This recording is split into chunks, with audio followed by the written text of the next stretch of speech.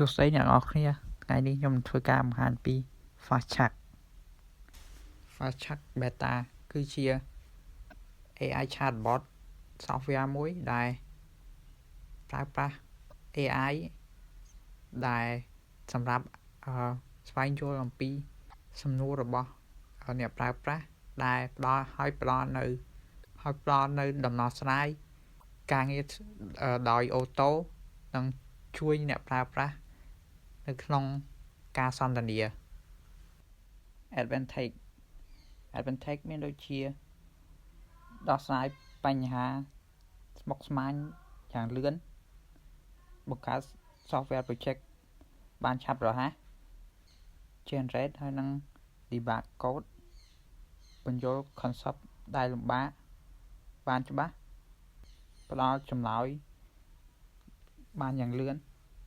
បង្កើត content ដូចជា email report ហើយនិង article សង្ខេបឯកសារនិងស្រាវជ្រាវបកប្រែភាសាជាច្រើន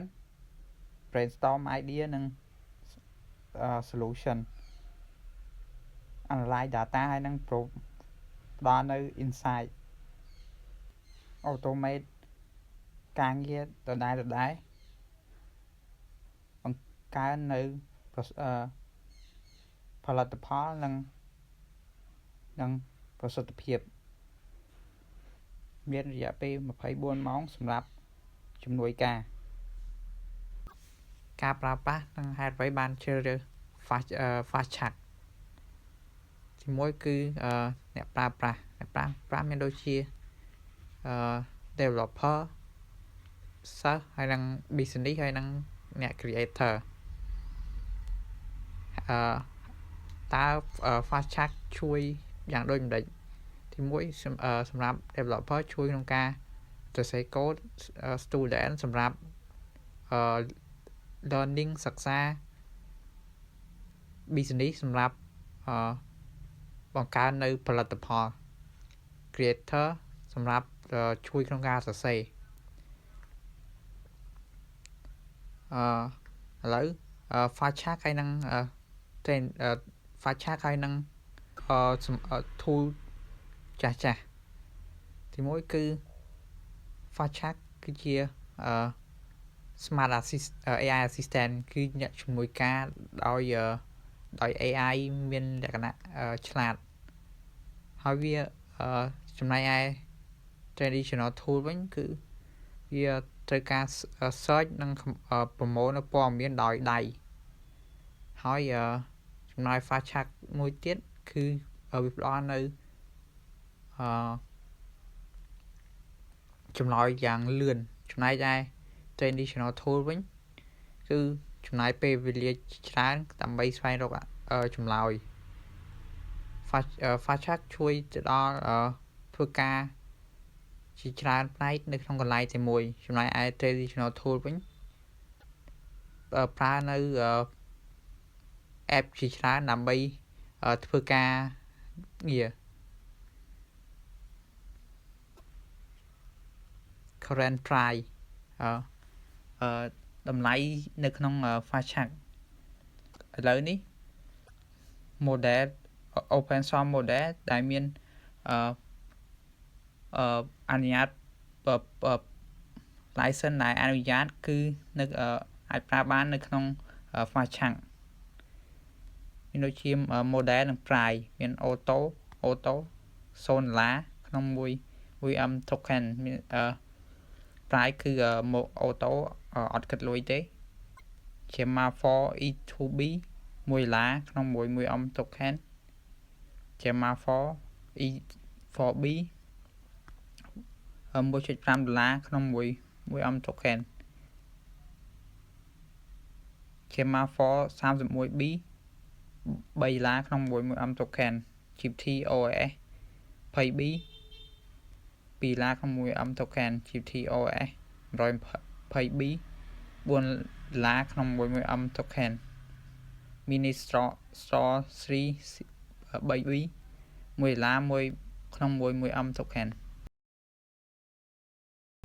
ឥឡូវខ្ញុំចូលក្នុង Fastchat app តោះមកខ្ញុំ រើសមើល model មាន model ខាងក្រោមមានដូចជា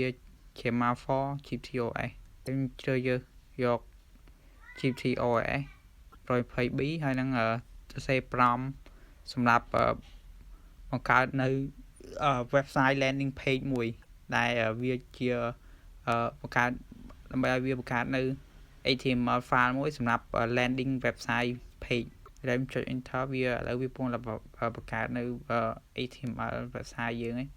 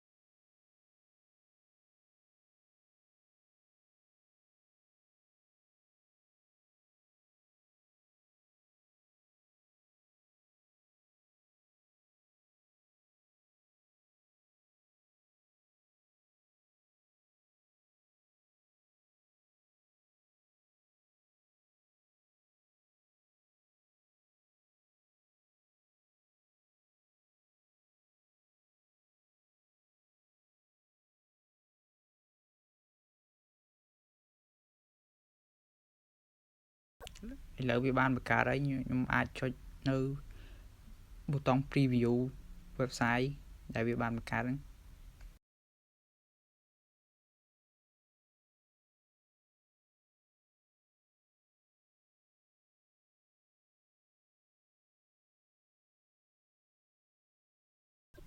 សម្រាប់ prompt មួយទៀត Firechuck ឲ្យវាជួយទៅនឹង implement ទៅនឹង A-star algorithm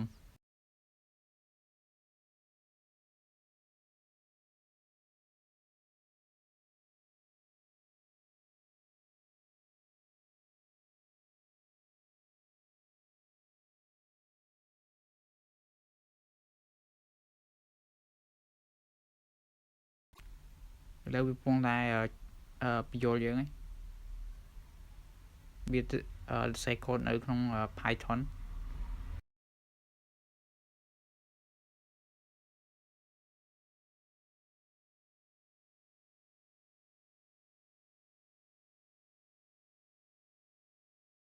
ឥឡូវវាបាន generate ហើយយើងអាចទៅមើលមើល text ដែលវា generate បានសម្រាប់ prompt បន្ទាប់ឲ្យវាដោះស្រាយនៅបញ្ហា software engineering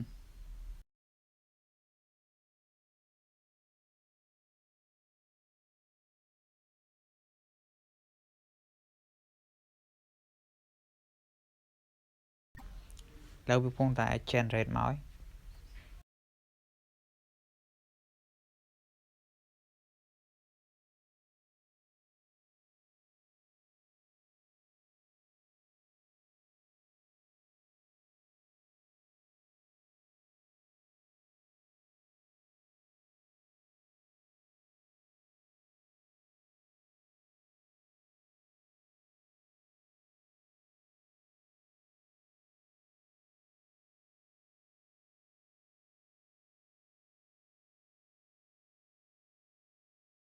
ហើយវាបាន generate មកទី1ជា situation snapshot ទី2 root analysis ទី4 resource allocation 5 reassessment និង mitigation ជាដើមហើយទី10 closing note ហើយ prompt បន្ទាប់ឲ្យវាជួយទៅក្នុងការ implement ទៅនឹង observer design pattern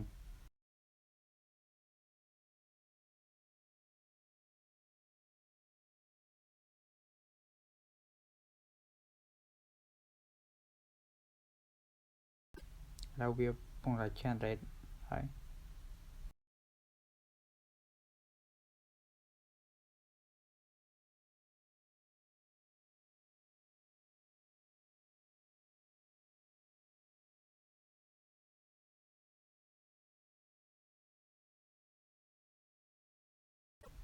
ខ្ញុំអាចទៅមើល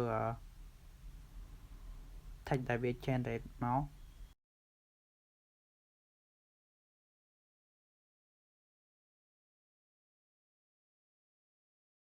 មានដូចជាជួបខ្លះ diagram